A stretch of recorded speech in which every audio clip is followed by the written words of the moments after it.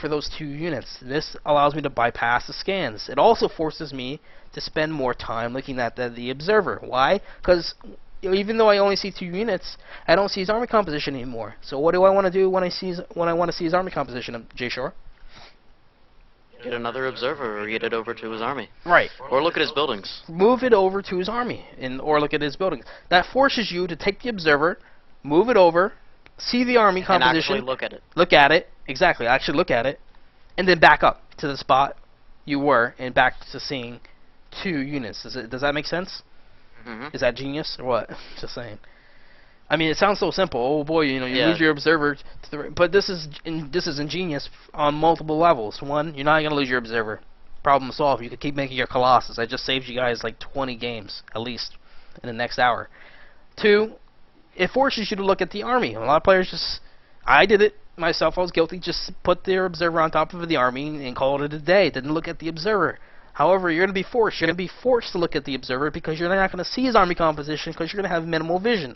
Minimal vision will grant you immunity to the blind, I'm Terran 4S scan, I'm good, the random scan, and out of just randomness of scanning, just because he thinks he is an observer there and gets away with it. No, it's going to force Terran to be a little bit better at the game, so they don't just blind scan, they need to look for the observer, and they actually get detection, God forbid, and they get a Raven or something. They actually get a unit. But this will enable you to be a better player, be more conscientious about the map. Definitely helps you out, and this is something that I've seen myself improve on tenfold right here, just with the observer controls. So now we're gonna talk about passive observers. We talked about active observers. Passive observers are something that I. By the way, really quick, what I was just doing, I was in a AI game. It's actually 100 for the speed upgrade. Yep, sounds right. So. Yeah. It doesn't make a huge difference, but I was in the ballpark.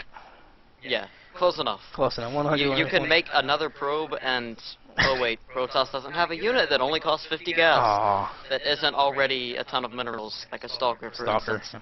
So, never mind. You could make a probe. Happy birthday. You can make a probe. Period. But yeah, passive observers are ones that don't move. These guys are just basically going to give you map vision. These guys or are they could be patrolling. stagnant. Yeah, you could put them on patrolling, but you're not controlling them. In other words, yeah. They're going to be ones that you don't have hotkeyed. Excuse me, because you don't need it. You're not moving them around. Again, they could be patrolling, but you're not physically clicking in and right-clicking like you are with the active observers. This is specifically to give you map vision in that area. For example, to the left and right of your bases, you can have passive observers to just. His only role is to spot for drops. I have observers just to look for drops, or just to look for Mutalisk. I have observers just to see, okay, the Mutalisk are in the left portion of the map. Get a Stalkers over there. Okay, the observer sees the Mutalisk are moving to the top portion of the map. Move the Stalkers to the natural. Or whatever the case is, these guys are just going to tell you what's in that area of that map. This is where it's good to have multiple observers. I always, again, have at least 3. You always want to have at least 1 looking for tech. At least 1 passive observer where he's most likely going to drop you. Say he spawns directly to the left of you in Metalopolis, and you're to the right. Like he could drop you from his base. He basically goes over like 3 steps and can drop you. That's obviously a hot spot. And there's nowhere you can put a pylon to spot for it. Right. By the time you spot it, it'll be too late. He's killing the pylon. So you definitely need to have an observer, and a passive observer, in between that area, because it's going to be a hot spot for drops. You can anticipate it. It's going to be hard to stop it, but you definitely even more reason to know about it before it hits you, because if you don't know about it, then you're obviously going to be boned. So that's an example of a passive observer. But what's nice about the passive ones, again, you don't need to be hotkeying it. You don't need to physically look at it. If you look at your minimap, you'll still gain access and the benefit of the observer. You don't need to look at your minimap to see 1,000 Mutalisks on your radar going crazy and saying, oh shit, something's coming my way. Anything more on observers, that kind of covers it all. That's what I wanted to talk about. Observer, good unit. Well, semi-good unit. Semi-good unit. Useful unit. Definitely useful. There's definitely a little bit more I want to talk about. I feel like we're running out of time. Jesus, man. We are. Got like 5 minutes. Really quick, guys. I picked this up from a very good Protoss player, Minigun, recently. maybe a couple months Pretty ago. good Protoss player, yeah. Pretty good. I definitely recommend Pretty good. checking him out if you haven't. He's currently, what is he in Complexity? Complexity team. Yeah, I think he hasn't changed. Oh yeah. I forgot which one for a while. Anyways, what I've picked up from Minigun is remapping the spacebar on the keyboard to center on the nearest town hall. Or I'm sorry, Nexus for Warcraft. Which will enable you to cycle through your Nexi. Why is this important? You can check your Chrono Boost levels. Why is that important? Well, if you check your Chrono Boost levels, you know how much Chrono Boost you have for your upgrades, or if you have too much, or you can distribute it amongst your gateways if you need it. It keeps you in check of the game. I'm not saying you have to be perfect, but if you're checking to be, if you're going down the checklist and saying, how much Chrono Boost do I have? If you're being conscientious about it, then you'll be good. The players who suck at Chrono Boosting are the players who never look for Chrono Boost. You don't need to be perfect at it. I mean, nobody here is. Otherwise, you wouldn't be listening to this.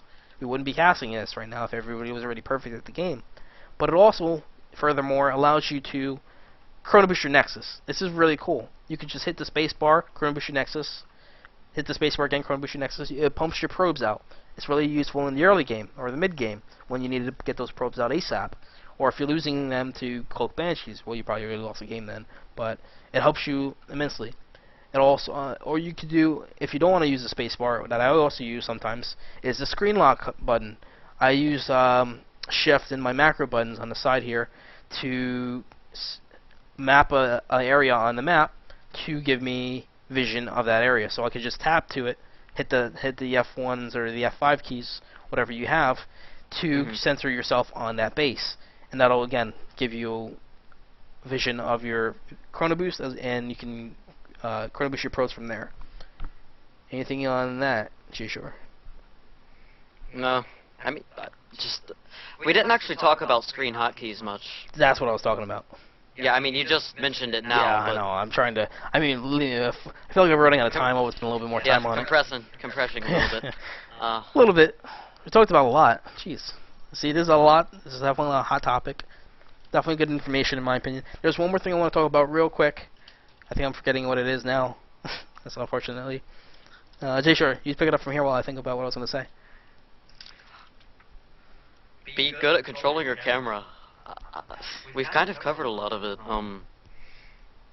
We went over battles and early game and observing and... This is something important that I'm forgetting. Yeah. Because I was going to say it too. I was like, okay, this is what I want to say last. And it was, of course, I remember as soon as we end. As soon as we run out of time. What else do you use your camera for? I completely forgot. Unfortunately, I totally dropped the ball on this one. Drops, army. This was important. What else do I go through in a typical game? Zelnaga towers. Not the screen hotkeys, but not the space bar. Screen hotkeys. Tab? I don't know. Let me think for a second. I mean, it's easier to remember when I'm actually playing the game, because this is a little bit tough for me to recall, because some of this is in the back of my mind as like ingrained as a player, and I'm trying to recall those aspects as I try to like describe them to you guys, so you know what I'm doing on a different level. I mean, it's a lot harder to understand how players maneuver on the map. Oh, I remember now. Jeez, completely forgot. But it's something very important that it's your minimap control. We were talking about the minimap, and this was what I was going to say. You always want to be using your minimap for when you're distancing your camera to great distances. So you want to be using the click on the actual minimap to go from your main to your natural, your main to your third. Oh yeah, you don't want to drag all the way. You don't want to drag from left to right. I mean, I remember when Warcraft, I kind of did that a lot. When Warcraft was kind of micro based, I was always dragging everything. But unless it's a short distance, like a battle, for example, or you're getting your probes transferred. No, actually, not the probe transfer. If you're building a building, for example, from your main to your base, you can drag, or the battle, you can drag. But other cases, going great distances, looking at your observer, if you don't have it hotkeyed, always use your mouse cursor to click on the minimap, and that will increase your efficiency. Jeez. Jshore, really quick, do a quick recap of what we covered in the next 2 minutes. Go. Oh, Zelnaga Towers. Observer control, both active and passive, and actually looking at what your observers are looking at, because having them floating on their army until they get scanned doesn't do you any good. Indeed. Clicking on the mini-map instead of dragging all the way across the map, because believe it or not, on Tal'Darim that takes a while. I'll take your word for it. I haven't actually done it, I don't think. I've gotten better about that. That's good. That's why we're here. Oh, looking good.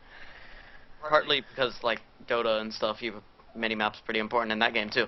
Yep. I was actually going to try to think of something to relate, but the two games are different enough that there aren't a ton of things. Plus, people might not have played it and might not know what you're talking about. But, what else? Looking away, we didn't go too in-depth about looking away from your army to warp in units. Okay, take it away. Next, in a minute. I know we didn't. We were supposed to. I mean, it's just, it's difficult to know when, because it doesn't take too long to warp in units, but it also doesn't take long for 10 EMPs to go off and screw you over. So 10. Try 2. Or 2, but I mean, even 10, they don't have a casting delay anymore, because apparently that was a bug. And Storm. Oh god. Yeah. Okay. But yeah. Good luck trying to figure out how to do that, because I still haven't figured it out. I just need to let my money skyrocket when I'm in a fight. Sounds like we're going to be revisiting that next episode. Alright guys, stay tuned. Hopefully you enjoy what you see, or heard rather. We didn't really see too much, we saw Into the Void title screen. But hopefully it helps you out. I mean, definitely a lot of chock full of information here to make you a good, better player if you spend the time and work on it. And I'll be doing the same, Jshore. Hopefully you too will be getting closer to our respective goals. And we'll see you with our next episode. In case you haven't, please subscribe.